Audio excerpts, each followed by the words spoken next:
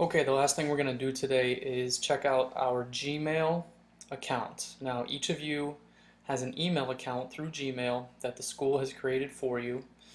We haven't really used it at all this year, but it's going to be something we're going to be using in the second quarter. And using email in general is something we want to be more familiar with because it's really one of the main ways that people communicate once you get into college and once you get a job, if you haven't already. So again, to open a new tab, we're going to go up to the top. We're going to click here to open a new tab. And there's two ways again that we can get to our Gmail account. You can click here on these 9 boxes and you can click on Mail.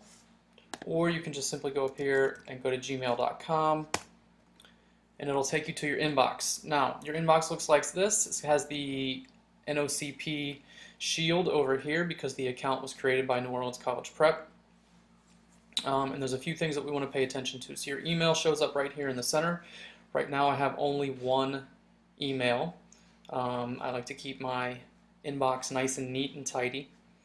Over here are ways that you can chat. So if you click on one of these people, as some of you have already figured out, you can open up a chat window. And then we have our inbox, we have our sent mail if I want to see which emails I have sent. I've sent all of these emails recently. And then if you click down here, there's some other options. We're not really going to get into those today. Alright, so the most important thing that we're going to focus on today is to compose an email. So to compose is to write, obviously. So we're going to click on this compose button. And for today, you're going to be sending me an email.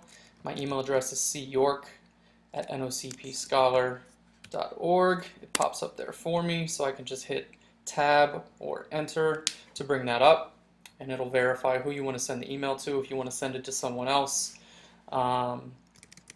Peter Williams, whoever else, you can go ahead and do that. These buttons over here, CC and BCC, essentially what this means is if I want to CC someone on an email, that means I'm sending them the email, but it's not directly for that person.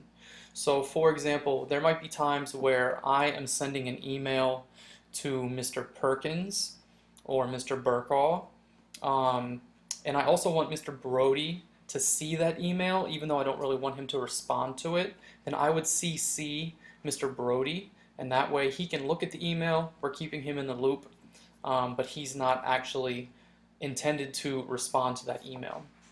Here's your subject line. Your subject is essentially what the email is about. The subject for you today is going to be exit ticket day 45. And that's going to be your email to me. So what you're going to do is you're going to type in your email, and it's really important that you use a greeting, put a comma, and then hit enter twice. So just like a regular letter, your email should look the same way, and your text is going to go in the main box. So for your exit ticket today, what I want you to do is give me 3 things I did over fall break, sincerely, and then your name. All of these things should be written in this way. You should have the person who's you're sending the email to, you should have your subject, you should have a greeting, and then your information in your email, followed by sincerely and your name. So again, you'll notice that my grammar is correct. I'm capitalizing things when they need to be capitalized. I'm not simply just writing like it's a text message.